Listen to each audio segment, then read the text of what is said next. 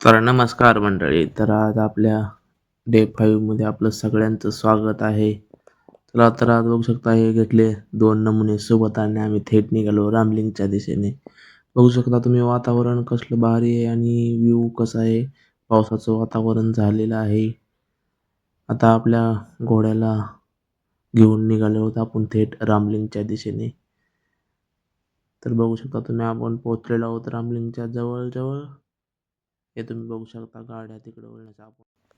चला तर रस्त्याचा आनंद घेत घेत आपण रामलिंगच्या जवळ पोचलेलो आहोत.